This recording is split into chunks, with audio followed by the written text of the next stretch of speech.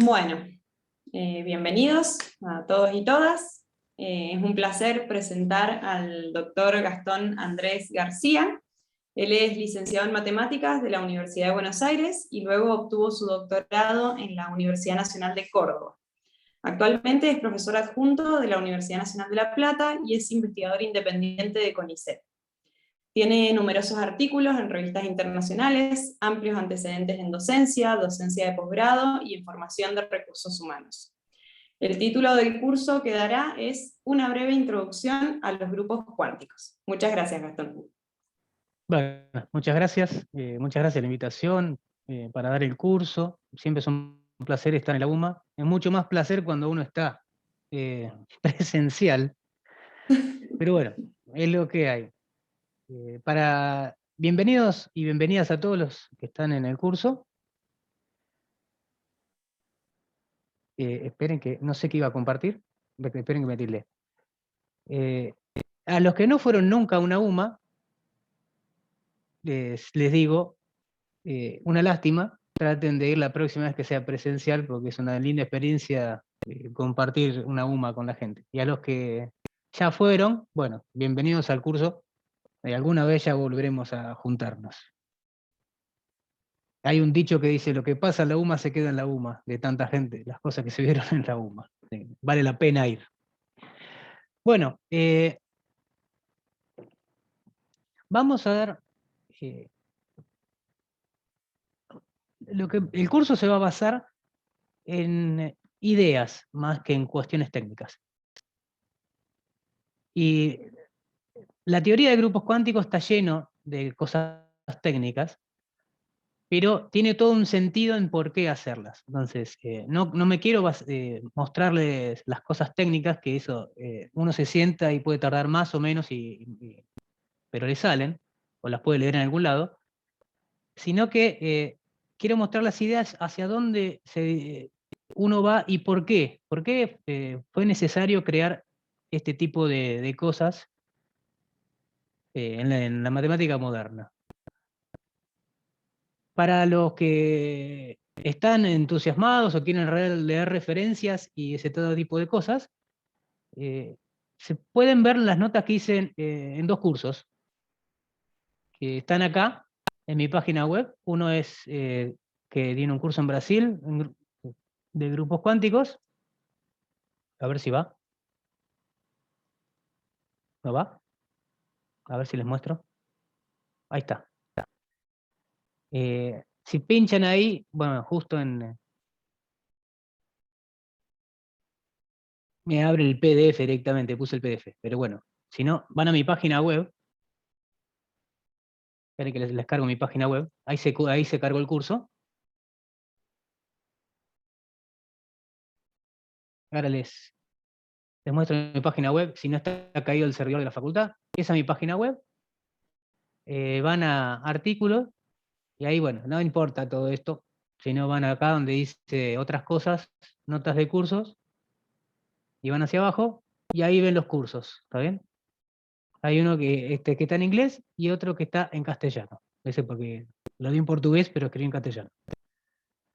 Ahí pueden ver las notas un poco más desagregadas, ejemplos y un montón de cosas de lo que vamos a ver hoy.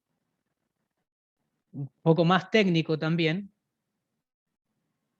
Pero no se preocupen. La idea es que hoy aprendamos a ver las ideas de por qué pasa esto. La teoría de grupos cuánticos nació de resolver un problema de física, ¿está bien? Y cuando se intentó resolver el problema de física, los físicos, como resuelven problemas, lo voy a decir mal, por ahí no haya ningún físico que se me enoje. Medio a la Bartola. ¿Qué quiere decir a la Bartola? Es que ellos resuelven el problema sin muchas veces pensar en la teoría, si las soluciones existen. Hay un montón de cosas que no se fijan, ¿viste? Como nosotros en matemática nos fijamos, qué sé yo, si plantean un sistema de ecuaciones, no piensan si tiene solución o no tiene solución, tratan de, si existe la solución, tratan de buscar la solución, de aproximarla. Bueno, así generalmente se empezaron a encontrar muchas cosas como si fuera en el laboratorio, ¿no? Uno empieza a mirar y encontrar cosas. Y después se viene el problema que uno necesita encontrar el objeto matemático atrás. Y entonces ahí viene la formalización del problema en matemática. Y la idea de tratar de encontrar una forma sistemática de proveer soluciones a los problemas y de tener herramientas para poder seguir avanzando. ¿Está bien? Esto pasa todo el tiempo entre matemática y física. A veces en matemática hay cosas que ya estaban desarrolladas y después se usan en física, como en la teoría de la relatividad, que se usa toda la geometría diferencial. O al revés, como es esta teoría de grupos cuánticos, que hay un problema en física que desean resolver, de mecánica estadística, y bueno, se plantean unas ecuaciones y se encuentra algo que más o menos tiene una estructura, y bueno, se pasa al lado de la matemática y se desarrolla. Generalmente ya hay cosas hechas, pero ahí es como que se abre una nueva línea y se empiezan a desarrollar las cosas. El que hizo este trabajo para este desarrollo fue Drinfeld, que fue un matemático ruso y proveniente creo que de la escuela de San Petersburgo. O sea, la historia de grupos cuánticos tiene mucha gente rusa trabajando en el tema, porque es como una escuela que se hizo.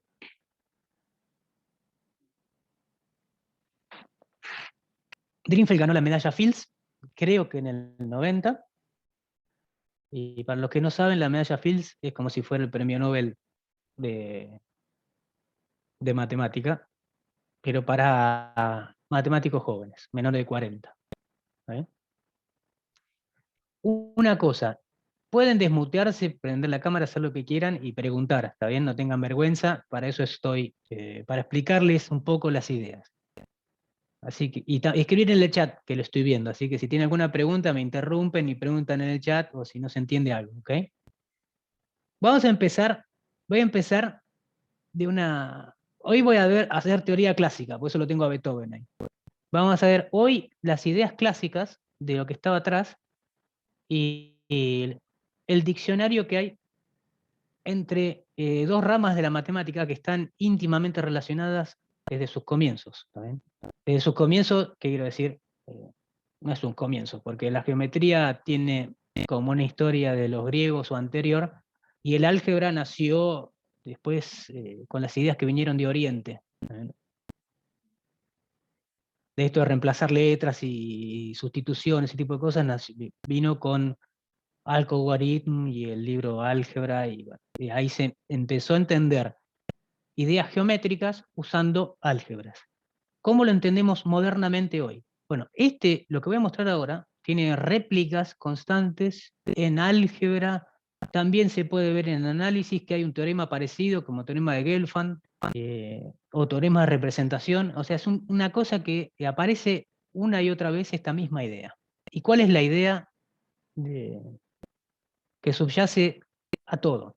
Bueno, voy a trabajar siempre sobre los números complejos porque en algún momento voy a necesitar que algunas cosas tengan raíces, entonces, como el teorema fundamental del álgebra, los polinomios siempre tienen raíces de los complejos, eso no resuelve el problema. Pero bueno, si no piensen que están trabajando sobre números reales, un cuerpo que ustedes quieran. Para mí van a ser siempre los complejos, así no tengo que andar preocupándome por las cosas. ¿Cuál es la idea de entender la geometría? Bueno, las ideas modernas quiero decir del siglo XX para adelante, son entender la geometría usando álgebra. ¿Qué quiere decir esto? Uno toma un conjunto cualquiera, pueden pensar un conjunto finito, un conjunto topológico, o sea que tiene una topología, o un conjunto algebraico. ¿Qué es un conjunto algebraico? Un conjunto dado por ceros de polinomios, ¿está bien? Por ejemplo, una recta, una parábola, cosas así, ¿está bien? O de varios polinomios, o de uno, no importa. ¿Cómo trata de entender uno la estructura geométrica de esto? Bueno, si tiene un conjunto no tiene nada, es como si fuera un conjunto disuelto. Para intentar entender la estructura que puede estar subyacente detrás del conjunto, uno estudia las funciones sobre el conjunto. Esta es una idea viejísima de la matemática, y es un refrito lo pensó Grothendieck, Alexander Grothendieck, uno de los mejores matemáticos más eminentes modernos, que se murió hace poco, que uno para entender los objetos tiene que entender las funciones sobre ellos. Entonces, ¿cuáles son las funciones sobre ellos? Bueno, uno escribe así, voy a escribir de este lado, del lado álgebra, como ven las recetas más cuadraditas, miramos las funciones sobre el conjunto que vayan a denotar O de X.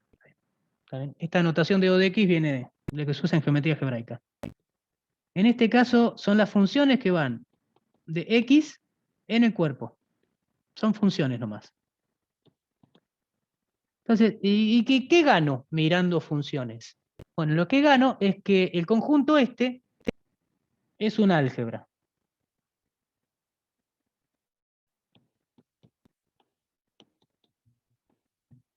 Conmutativa. ¿Qué quiere decir que es un álgebra conmutativa? Bueno, primero, tenemos suma, sabemos cómo sumar dos cosas, punto a punto, ¿está bien? Sumo dos funciones, ¿cómo sumo dos funciones? Sumo evaluadas en el punto. Voy a achicar un poquito. ¿Cómo hago el producto de dos funciones? El producto de punto a punto. Evalúo y después multiplico. ¿Por qué puedo hacer estas operaciones de este lado? Porque los resultados caen en el cuerpo, y en el cuerpo sé sumar y sé multiplicar. Tiene una cosa que lo llamamos unidad. ¿Está bien? Voy a escribir 1 gordito. La función 1 de x que le asigna el 1 para todos los x. ¿Y qué más? Tengo la función 0, 0 gordito, que al x le asigna el 0. ¿Está bien? Y tenemos también que estas 4 propiedades que acabo de escribir recién dicen que es un anillo. Tengo suma, tengo producto, tengo un 1 y tengo un 0. Y valen las propiedades que a uno más le gustan, que son asociativa, conmutativa, los del elemento neutro y así. Pero además es un espacio vectorial porque si tomo cualquier elemento del cuerpo, entonces si hago, ¿quién es la función lambda por f? Es evaluar f en x y después lo multiplico por lambda. ¿Está bien? Entonces, es un espacio, esto me está diciendo que además es un espacio vectorial, de ser un anillo, y se porta todo bien, entonces es un álgebra. Y es conmutativa porque si hago f por g, es lo mismo que hacer g por f. Entonces, fíjense, de un conjunto que no era nada, un conjunto que están las cosas sueltas con elementos, lo relaciono con algo que sí tiene un montón de estructura, con las funciones que son una álgebra conmutativa. ¿Está bien? ¿Y hay una forma de volver? Sí, hay una forma de volver. No se ve muy bien el amarillo, voy a cambiar de color. Hay una forma de volver. Es que si uno toma un álgebra A cualquiera, para encontrar un conjunto, el conjunto que tomamos es el conjunto de morfismos de álgebras que van de A en el cuerpo. ¿Y qué son los morfismos de álgebras? Son los morfismos, voy a llamarlos alfa, acá. Son los morfismos que cumplen que pasan el producto en el producto y la suma en la suma.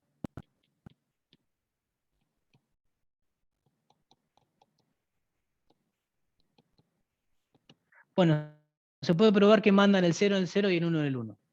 A esto es un conjunto a priori, y esto se le llama el espectro de A. ¿Sí? Entonces, uno, dado un conjunto, sea, le asocio un álgebra, y dado un álgebra, le asocio un conjunto, entonces tenemos un ida y vuelta entre álgebra y conjunto. Y los teoremas que se repiten una y otra vez son teoremas de que la ida y vuelta me da el mismo objeto. ¿Está bien? Puedo ir y volver y terminar con el mismo objeto. Y esos son teoremas que se van repitiendo una y otra vez. ¿Está bien? Y acá está relacionado con un montón de teoremas clásicos, tanto en análisis como en álgebra y ese tipo de cosas. Por ejemplo, si estoy mirando en análisis, y miro un espacio topológico, las funciones que tomo serían funciones continuas. ¿Está bien? Si estoy con un conjunto algebraico que son ceros de polinomios, las funciones que tomo son funciones racionales, que son cocientes de polinomios. Y si tengo un conjunto finito, tomo simplemente funciones. Y lo que vale, en general, en todo este tipo de teoremas, son que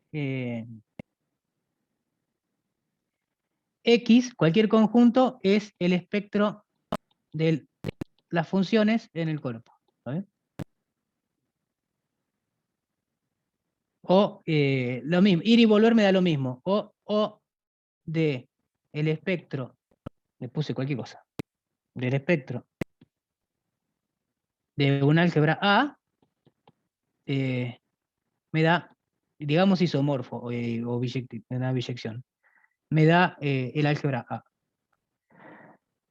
Entonces tengo la idea es, tengo un diccionario para ir de conjuntos a álgebras conmutativas y de álgebras conmutativas en conjuntos.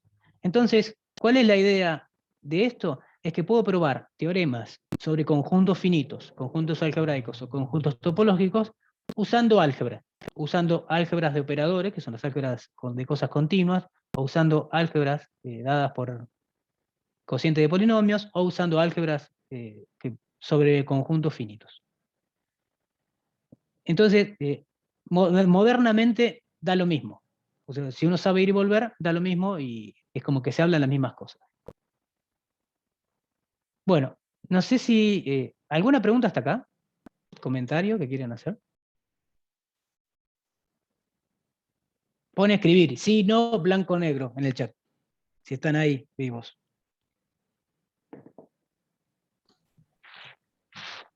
Por ahora ninguna, Gastón, todo bien.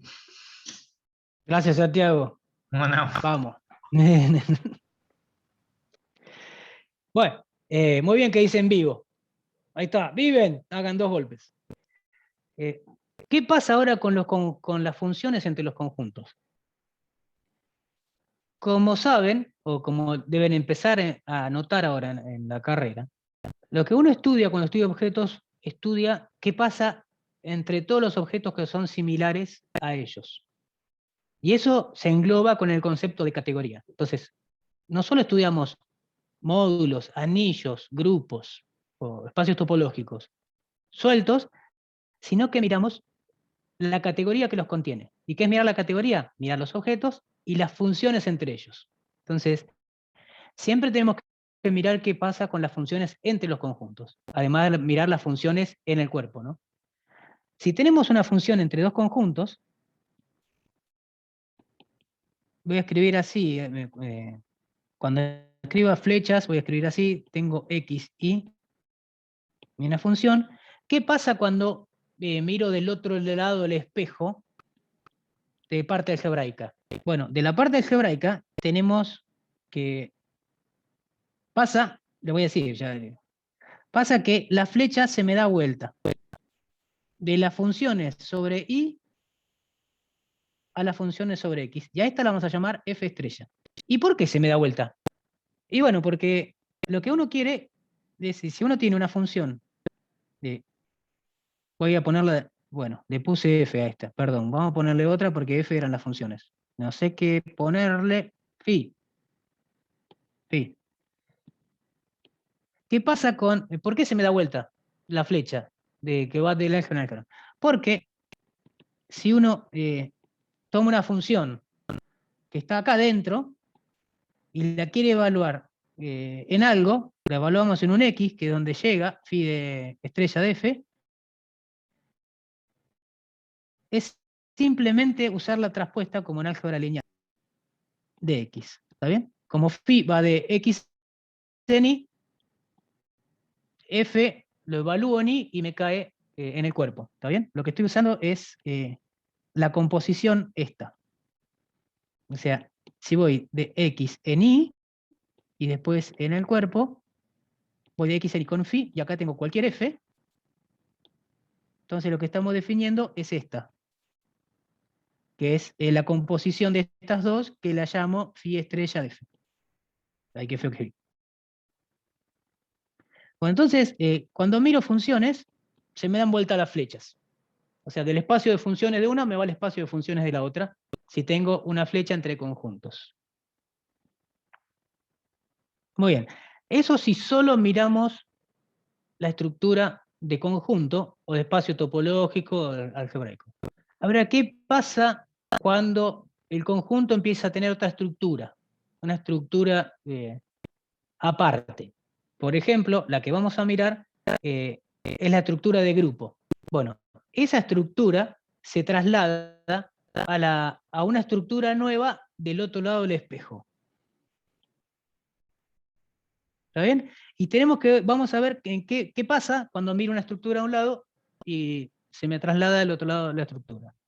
Bueno, vamos a mirar la estructura de grupo. ¿Está bien? Y análogamente que antes, para cada idea de conjunto tengo una idea asociada de grupo. Si el conjunto es finito, puedo mirar grupos finitos. Si el conjunto era algebraico, puedo mirar grupos algebraicos, que es lo mismo, pero poniendo la palabra algebraico. Y si es un conjunto tenía una topología, puedo mirar conjuntos topológicos.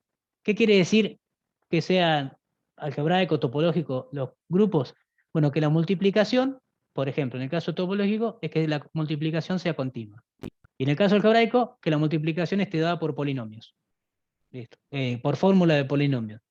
Ahí está lleno de ejemplos, pueden mirar en los apuntes que les dije, algunos ejemplos que tengo por ahí. Vamos a ver ahora unos ejemplos más abajo. Bueno, la multiplicación sabemos que cumple con la asociatividad, ¿no? Entonces voy a escribir la multiplicación, si multiplico a 2, si hago G por H por K, esto me da, es lo mismo que hacer G por H por K. Esa es la asociatividad, ¿no? Entonces, podemos mirar la asociatividad, en lugar de escribirla así, lo que vamos a escribir es, me olvido de los elementos y paso a diagramas. Este es el paso que uno hace cuando hace categorías. Se saca elementos de encima y mira flechas. ¿Qué tiene de particular? Lo bueno de flechas es que puede ver desde arriba cómo funciona todo. ¿Qué tiene de malo? Pierde fórmulas. Porque esto que escribí acá es una fórmula bien explícita, y cuando vemos flechas, no la vemos, salvo que escriba. Al hacer flechas, traducimos esa fórmula en igualdad de funciones. Entonces, ¿cómo es esto? En la flecha sería, yo agarro 3 elementos de G, primero multiplico 2, estoy mirando este lado. Entonces multiplico primero y el segundo lo dejo sin tocar. Estoy haciendo que G, H, K vaya a, multiplico los dos primeros, G, H, K. Y después a este lo multiplico y a este lo mando a G, H, K. ¿Está bien? Eso es el lado izquierdo. Y el lado derecho es el que dejo quieto, ahora es el primero. Y después multiplico. Entonces, lo que dice la asociatividad es que este diagrama conmuta. ¿Está bien? Lo de afuera que estoy poniendo es como estoy rastreando qué hacen los elementos. Pero me podría olvidar de eso y decir, la asociatividad es que ese diagrama conmute.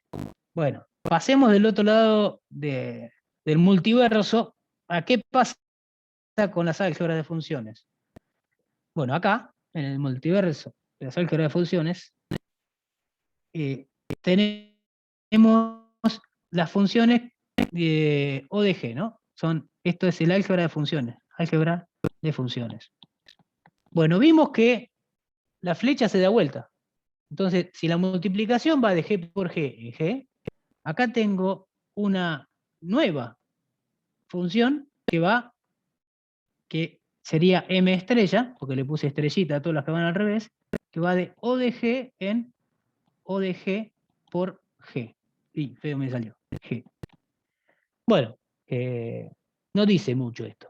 Entonces, primera cosa que vamos a decir, esto que está acá, las funciones sobre el producto cartesiano, es lo mismo que el producto tensorial de las álgebras. ¿Y qué es eso? Me pueden decir.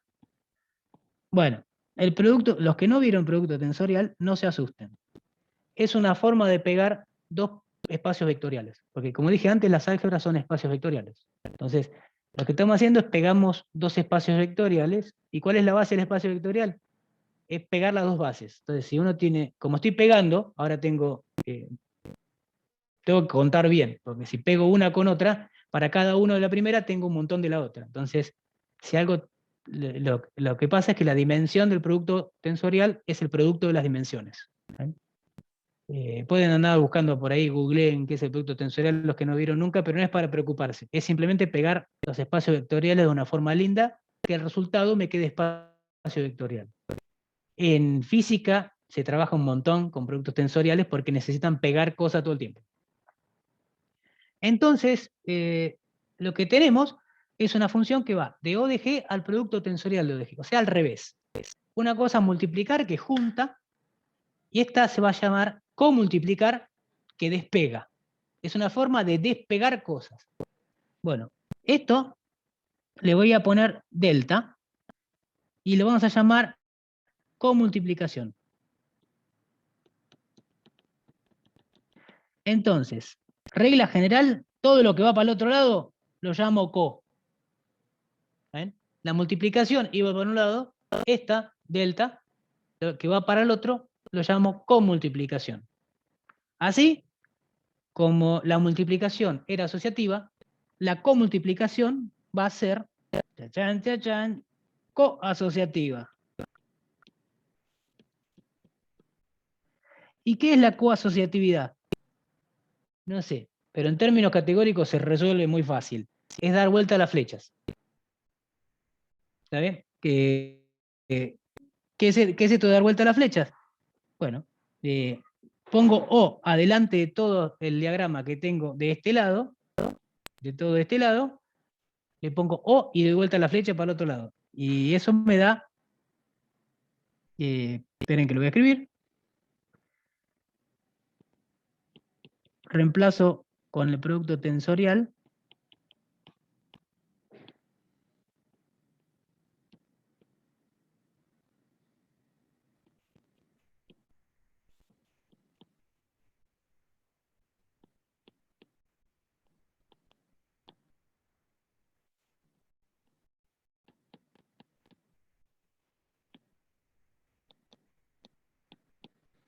y donde decía M pongo delta, porque es que se da vuelta, y donde decía M tensor identidad pongo delta tensor identidad, y acá identidad tensor delta.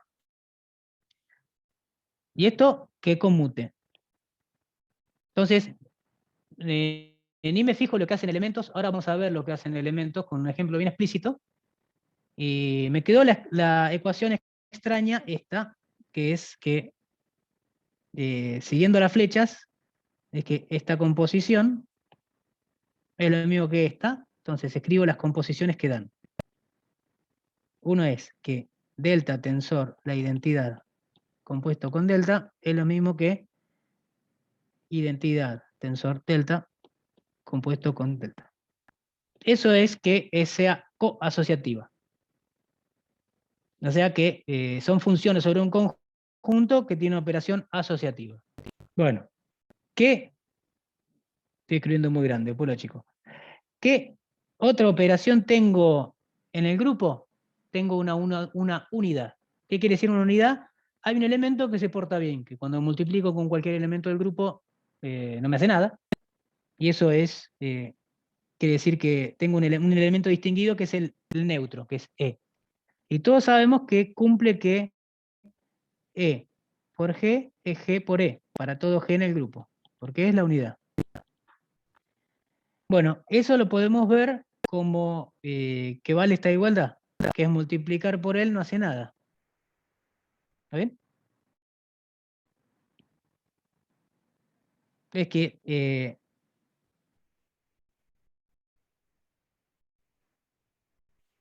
esperen a ver que estoy viendo si me entra o no me entra. Ahí está para abajo. Si yo tengo el grupo G, que es lo mismo que tener G por el conjunto 1. ¿Está bien? Si tengo solamente el 1, G por 1, el producto cartesiano es lo mismo que G. Si hago la identidad en el primero, pero le pongo la unidad en el segundo, voy de G en G, porque lo que hace la unidad es que manda el 1 en el E. Y si multiplico el resultado, termino en G. ¿Está bien? Lo que estoy haciendo es, si yo agarro cualquier G y el 1, lo mando al G con la identidad del grupo, y después multiplico, me da G por E. Bueno, y esto es lo mismo que hacer al revés. Esto es lo mismo que hace que el conjunto 1 por G,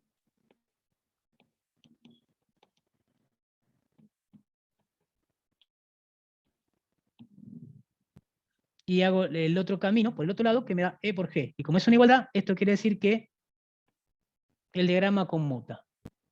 Bueno, esto es que, ¿por qué estoy haciendo? Bueno, estoy describiendo en un diagramita lo que vale simplemente que existe un elemento neutro. No siempre tienen las cosas elemento neutro. Bueno, en este caso suponemos que es un grupo que sí tiene elemento neutro. Esto se traslada a otro, del otro lado a otra función, que va al revés, va del álgebra de funciones sobre el grupo en el álgebra de funciones sobre el conjunto de un solo elemento. ¿Y qué es el álgebra de funciones sobre el conjunto de un elemento? Todas las funciones que toman valores en una cosa. ¿Está bien? En el singleton. ¿Y qué es eso? Tengo que elegir un valor. Cada función me da un valor que le doy a ese uno. ¿Y eso qué es? Directamente el cuerpo, porque cada valor es un elemento del cuerpo. Entonces, podemos pensar que las funciones sobre el conjunto de un solo elemento son simplemente el cuerpo. Bueno, esta, que es la unidad estrella, la llamamos counidad, la denoto como epsilon. Y satisface el mismo diagrama, pero todo dado vuelta. ¿Qué es esto de todo dado vuelta?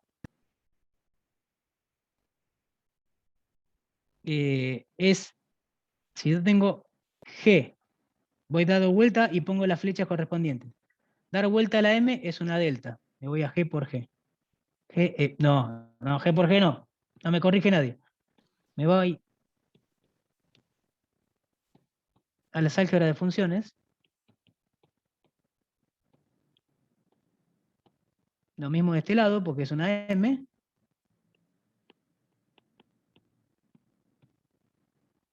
Y ahora hago epsilon. No, esa era la otra, del otro lado. Esta es la identidad tensor epsilon, que es la counidad. Voy de O de G en el cuerpo. Y esto es lo mismo que hacer el cuerpo tensor O de G. Y da lo mismo que hacer epsilon tensor la identidad. Y esto conmuta. Entonces me quedó algo extraño. Fíjense que del lado del espejado de las álgebras me quedan como cosas extrañas. Pero simplemente es mirar qué le pasa a las funciones si tengo del otro lado cosas que le pasan en el grupo. Lo mismo tengo con la inversa. La inversa me produce otra función. A la inversa, ¿qué sabemos? Que agarra un elemento G y le asigna el inverso. Y cumple, ¿qué cumple? Que si hago G por G a la menos 1, me da el elemento neutro, que es lo mismo que hacer G a la menos 1 por G. Y eso me da esta igualdad en diagramas. Ejercicio, hacer el diagrama correspondiente.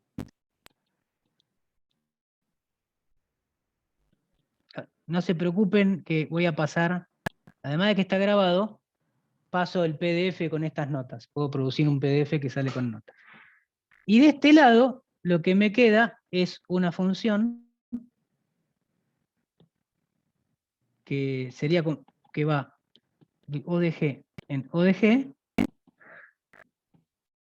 que cumple la misma igualdad que está de este lado, esta, pero dada vuelta todo. Tengo que dar vuelta a todo. Donde está el -1, al elevar al -1 tengo que poner S, donde está M, tengo que poner delta, y así, ¿no? Y en lugar de unidad, tengo que poner counidad. Entonces, la traducción sería S tensor la identidad de delta es igual a identidad tensor S de delta, que es igual a epsilon. Bueno, hasta ahora parece todo rarísimo. Entonces, vamos a ver en un ejemplo bien concreto cómo se traduce todo esto. ¿Está bien? ¿Alguna pregunta hasta ahora de las ideas? Entonces, las ideas son, en vez de mirar objetos geométricos, miro álgebras. Y si pasa algo en las cosas geométricas, eso se traduce en las cosas algebraicas. Vamos a ver ejemplo, a ver cómo es explícitamente en alguno. ¿Alguna pregunta?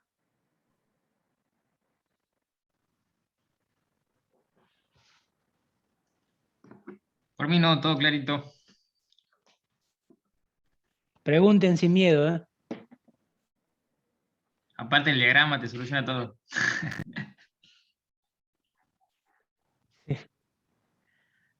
Bueno, vamos a ver ejemplos explícitos. Vamos a tomar un conjunto que ya sabemos que hay una estructura, las matrices. Todo el mundo sabe las matrices, sabemos multiplicar matrices. ¿Qué funciones miro? No voy a mirar cualquier función, como dije antes. Si miro cierta estructura, miro algunas funciones sobre esa estructura que me convienen. No voy a mirar cualquier función. Las funciones que voy a mirar son las que están generadas por las funciones coordenadas. ¿Qué quiere decir generadas? Son sumas de productos de este tipo de funciones. ¿Y cuáles son las funciones coordenadas? Las funciones coordenadas son las que dan, si tomo una matriz cualquiera,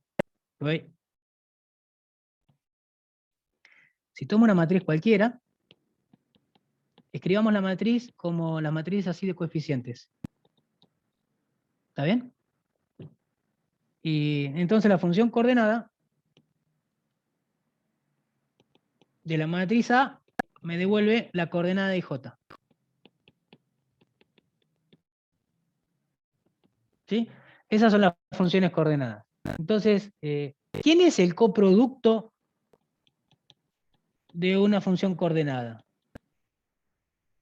Bueno, no sé. Entonces, la primera respuesta es no sé. ¿Cómo definir el coproducto? Voy para arriba. El coproducto está definido como la función dual del producto. O sea, yo entiendo al coproducto como una función que es hacer al revés del producto. Entonces, fíjense que el coproducto me cae en el producto tensorial de funciones. O sea, dado una función, me escupe una tira de funciones que se evalúan en dos coordenadas. Entonces, si son funciones que se evalúan en dos coordenadas, la evalúo en dos matrices. ¿Está bien? Entonces, la idea es, ok, no sé quién es, pero se evalúa en dos matrices. Y por la misma fórmula, por la fórmula que hay el coproducto, hacer el coproducto de algo es pasar por arriba de la función y multiplicar lo que está dentro. Entonces, esto es x y j de A por B. Entonces tengo que saber quién es el elemento IJ de el producto de dos matrices. Y nosotros sabemos quién es en el lugar IJ el producto de las dos matrices. En el lugar IJ del producto de las matrices está el elemento que es multiplicar la fila I por A de A por la columna J de B. Entonces me queda la suma de los elementos de la fila I multiplicado por la columna J correspondiente. ¿Está bien? ¿Se entendió? Y si lo miro con cariño, esto es, ¿quién es el elemento A y J? A y K. Bueno, A y K es como si estuviera haciendo la función coordenada de la matriz A en el lugar correspondiente. Entonces, puedo escribir, en lugar de escribir eso, pongo X y K de la matriz A. Y lo mismo el BKJ. El BKJ es la coordenada KJ de la matriz B, y esa, ¿cómo la obtengo? Estoy haciendo XKJ de la matriz B. Bueno, pero justamente esto es la definición de hacer el producto tensorial de estas cosas en el producto A tensor B. Entonces, ¿qué tenemos? Tenemos que, como evaluado en cualquier matriz dan igual, el coproducto es eso. Y es re natural esto, porque si el producto de matrices es hacer fila por columna, y lo junto, el coproducto de una función es separar el producto de hacer fila-columna. Esto es lo que estamos haciendo. La función coordenada la separo como la función que va recorriendo una fila, tensor la que recorre la columna. La counidad es más fácil todavía. ¿Por qué? La counidad de una función es la traspuesta de poner la unidad. Pero la traspuesta de poner la unidad es poner la identidad, porque esa es la unidad del álgebra, del conjunto, ¿no? En las matrices tengo la unidad y no es un grupo, pero tengo una unidad. ¿Y quién es la coordenada IJ de la identidad? Bueno, la identidad es unos en la diagonal, 0 los demás. Vamos a poner así, IJ de la identidad, todos los demás son ceros. Entonces me da 1 si está en la diagonal, 0 si no. Bueno, eso se llama el delta IJ. Que para el que no lo vio nunca, esto vale 1 si I es igual a J, 0 si no. Entonces, ¿cómo traducimos la coasociatividad? O sea, en las matrices, el producto de matrices es asociativo, ya sabemos. Entonces, por la definición y por todo lo que estuve hablando, 45 minutos, yo sé que el coproducto va a ser coasociativo. Bueno, pero ¿cómo se ven los elementos? Bueno, esta fórmula es fácil, traten de reproducirla si tienen ganas. Aplico primero el coproducto de cualquier elemento, de un generador. Esto es, por la fórmula que hice recién, es separar la multiplicación por fila-columna. Y ahora lo que hay que hacer es hacer solamente en el primer tensor, acá, el coproducto, ¿está bien? Hacemos ahí, y aplico de nuevo la fórmula, entonces me queda un producto tensorial de 3 cositas, ¿está bien? Que se van pegando en el medio, hay que observar la fórmula, se van pegando en el medio por las variables que corren la suma. Bueno, si hacemos la otra igualdad de la coasociatividad, que es poner el delta en la segunda ahora, me da lo mismo. Entonces, es re natural, y esta es una de las primeras ejemplos que uno puede tener en mano, siempre en mente para manejar las cosas. Y la counidad también es fácil. La counidad es, la fórmula es, acá le puse el M, que no aparece arriba, es porque el M aparece en el isomorfismo cuando yo puse da lo mismo, ahí hay un isomorfismo de acá. Ahí cuando estoy diciendo da lo mismo es porque hay el isomorfismo, la multiplicación. Esto da lo mismo que hacer ODG. Ahí estaba mintiendo un poco, pero bueno, es para no decir tantas cosas. Y bueno, y si hacemos la misma cuenta, hacemos el coproducto primero, que da la fórmula de adentro. Después, a lo que da adentro, le aplico el épsilon, la counidad, en el primer tensor. Y ahí me desaparece todo, porque me da cuando I es igual a K nomás, me da eso. Y ahora multiplico, y entonces me quedó se me mueren todos, salvo cuando el i es k, y cuando el i es k me queda solamente, si el i es k me queda el x y j, si multiplico con el 1 me queda x y j. Y lo mismo se hacen con la segunda. Por lo tanto, me da que es la identidad. ¿Está bien? ¿No lo puse por acá? ¿Lo puse? ¿No lo puse? La comunidad. Ah, no la puse. Acá. No lo puse en fórmulas.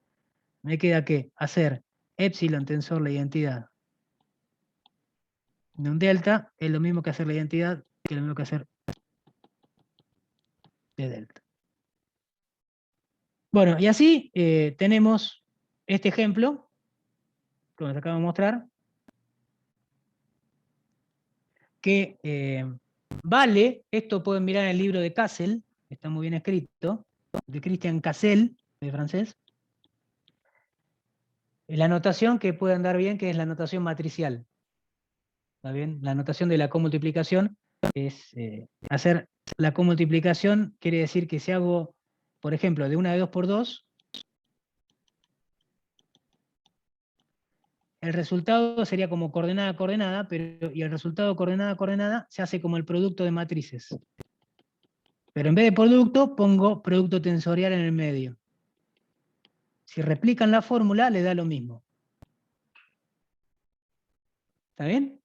O sea, ¿quién es el primero, el coproducto del primero? Bueno, primera fila por primera columna.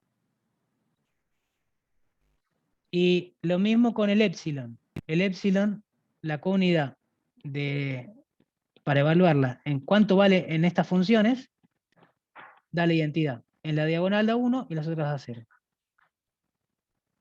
Usando este razonamiento, esto vale como funciones, que la fórmula de la adjunta y la inversa. Bueno, ¿qué es lo que vale? En este caso es uno de los ejemplos que vale ir y volver, que voy de geometría al álgebra, voy y vuelvo. Vamos a hacer una cuentita. Si tomo una función, que es una función que va de las funciones estas que estoy poniendo coordenadas en el cuerpo, entonces, ¿cómo defino la matriz? Bueno, defino la matriz A, que es en cada lugar le asigno la función en la función x y j, ¿está bien? Estas son las funciones que generan el álgebra, agarro mi función alfa y la evalúo ahí, y eso me da una matriz, porque todo esto está en K. Y al revés, si tengo una matriz cualquiera, la matriz me define una función con la misma fórmula. Entonces defino una función alfa que va de las funciones coordenadas en el cuerpo, como, bueno, alfa en cada función coordenada me da la matriz, lo que vale la matriz en ese lugar. Entonces, bien explícito, las matrices me dicen los valores en cada función. Y cada función, ¿cómo se hace? Con los valores de la matriz. Entonces, en este caso, tenemos el teorema de que voy y vengo en geometría y álgebra. Bien, otros ejemplos, voy a hacer un poco más rápido este. El ejemplo de matrices de 2 por 2 con determinante 1. ¿Qué cumplen las matrices de 2 por 2 con determinante 1? Bueno, si yo tengo una matriz de 2 por 2 con determinante 1, lo que significa es que tengo una matriz y que vale que A1 por A2 menos A1 por A2 es 1. Entonces lo que está diciendo es que si miro ahora funciones, ¿quiénes son las funciones? Las funciones en las matrices de 2 por 2 son las generadas por cuatro funciones. La de tomar primer coordenada, la de tomar la coordenada en el lugar 1, 2, en el lugar 2, 1 y en el lugar 2, 2. Y lo que cumplen sobre este conjunto es que si yo hago la función x11 por x22 2 menos x12 por x21, de la matriz A por la fórmula. ¿Qué es la fórmula de hacer esta función, este polinomio? Ven que es un polinomio en 4 variables, esto que está acá. Si hago ese polinomio evaluado en la matriz A, es reemplazar por donde está cada X, el lugar correspondiente de la matriz A. Eso me da A11 por A22 menos A12 por A21, y eso me da 1, el resultado. Entonces, lo que está acá, a esto lo vamos a llamar el determinante de X grande. ¿Saben? Ya entienden todos qué es el determinante. Y lo que sucede es que si hago determinante de X, de A me da determinante de la matriz A, que es un elemento en el cuerpo. Entonces, fíjense que para toda matriz que tomen este conjunto que tengan determinante 1, lo que vale es que el determinante de X menos 1 me da siempre 0 en este conjunto, en las matrices que tienen determinante 1, que es SL2K. Entonces, lo que tomamos es que las funciones sobre el conjunto SL2K son todas las funciones que teníamos antes, pero con una relación. Que el determinante de X menos 1 es siempre 0. Y esa es mi nueva álgebra de funciones. ¿Qué sucede? Bueno, sucede que anda todo fenómeno y es lo mismo que antes. Tenemos el mismo coproducto, de la misma counidad y anda todo bárbaro. Y tenemos algo más. Yo dije que cuando tenía un grupo hay una función que me da la inversa. ¿Está bien? Ahí. En las matrices sabemos que no todas las matrices son inversibles, por lo tanto no es un grupo, porque hay matrices que no tienen inversa. Pero en cambio, si tomamos la determinante 1, esas matrices sí tienen inversa. Por lo tanto, en esas matrices sí tengo la tercera función que no tenía antes. También vale el teorema este, con la misma prueba. Esto háganlo, ejercicio, probarlo. Con lo mismo que puse antes.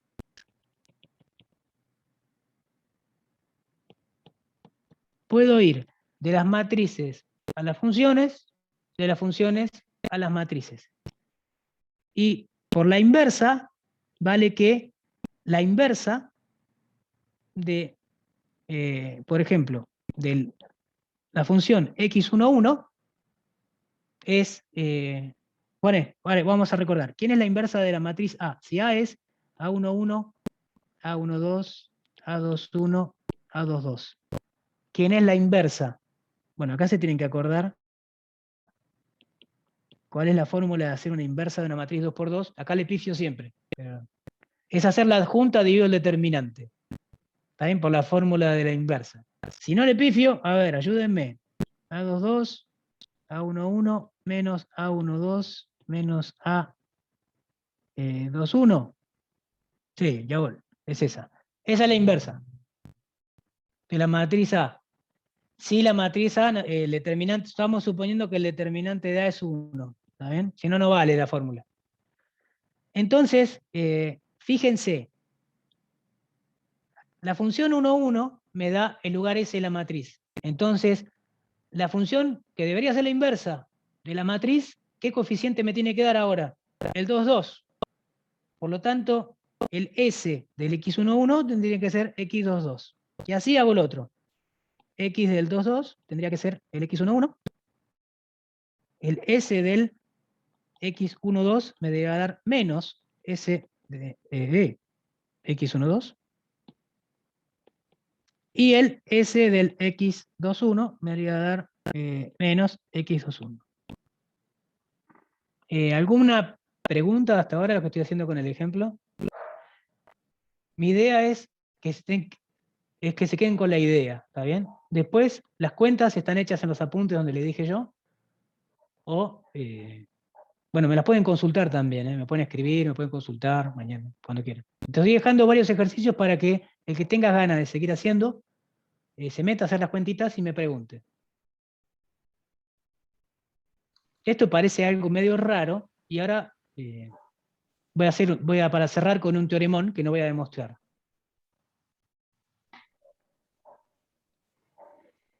Bueno, ¿y era específico hacerlo para para matrices 2×2? No. Vale para matrices de n por n. Y vale el mismo teorema, ¿está bien? También vale para matrices que son inversibles, sin que sea el determinante 1. Y acá lo que tenemos que agregar es un elemento que haga como de inverso el determinante. Tengo que agregar una variable más. Pero funciona lo mismo. En resumen, ¿qué hicimos hoy? Lo que hicimos fue, dada una estructura en mi conjunto geométrico, vimos una estructura en el espacio de funciones. Esa estructura recibe nombre de coálgebra. ¿Está bien? Tenemos una comultiplicación que es coasociativa y una counidad que satisface el axioma de counidad. ¿Está bien? Esos son los dos axiomas que hice antes, que los deduje de qué pasa el álgebra de funciones. Esta estructura es independiente de lo que le pase a los conjuntos de la construcción que hice antes, y la gente la estudia por separado. Tiene muchas aplicaciones en programación, por ejemplo, mirar coálgebras.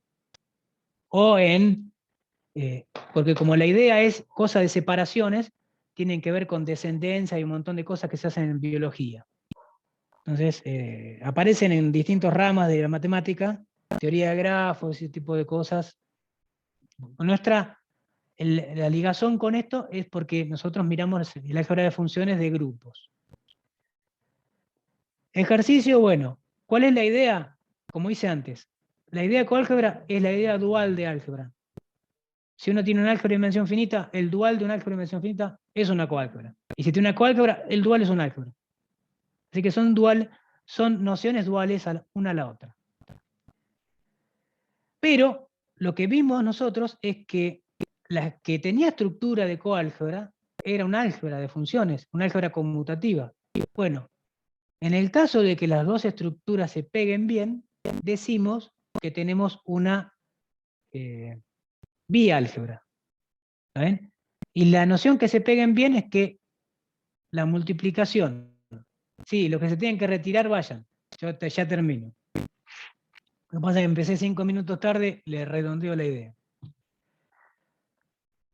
Es que se peguen bien las dos estructuras. ¿Qué quiere decir que se peguen bien? Que la multiplicación y la unidad sean morfismos de coálgebras, o que la comultiplicación y la counidad sean morfismos de álgebras.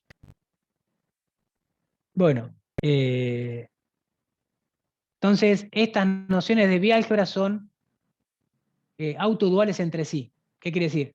Dimensión finita, ¿no? Si algo es una biálgebra, el dual es una biálgebra. ¿Por qué? Porque el dual de una álgebra es una coálgebra y el dual de una coálgebra es un álgebra. Entonces, si las dos se pegan bien, en el dual también se pegan bien, por lo tanto, ser biálgebra tiene una noción de autodualidad. Entonces, de acá empieza a aparecer la física, que es la autodualidad de las cosas.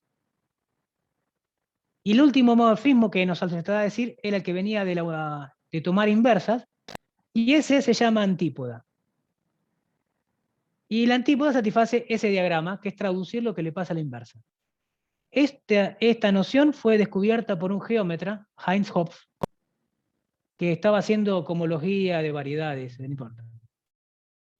Este simbolito es de una cerveza en Alemania, Hopf se llama, porque Hopf quiere decir lúpulo.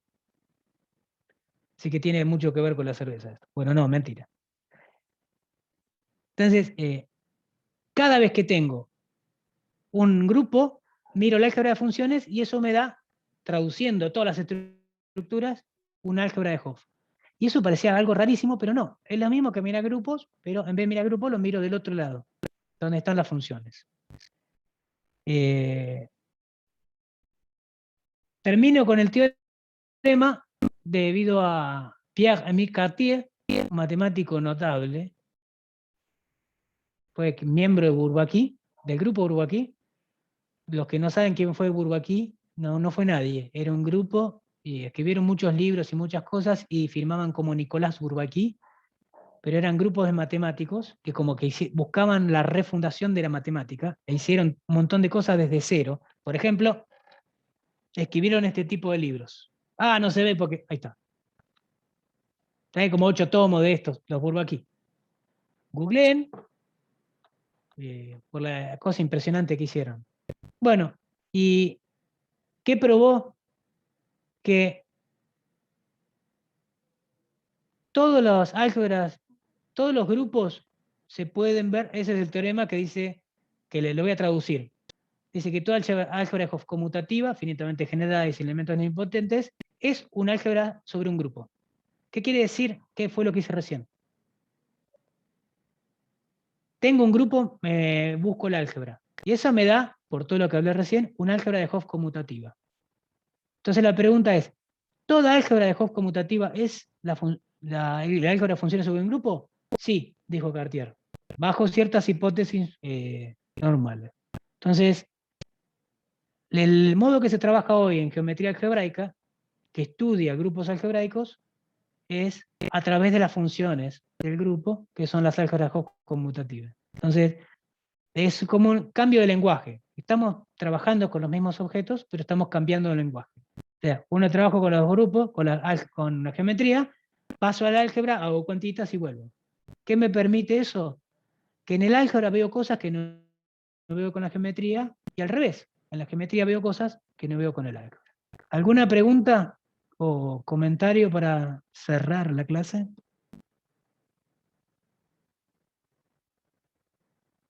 Muy bien, Walter. Walter, ¿qué biblioteca? ¿A dónde estudias? ¿Bahía Blanca? San Luis, muy bien. La de Bahía Blanca es una muy buena biblioteca, por eso dije Bahía Blanca.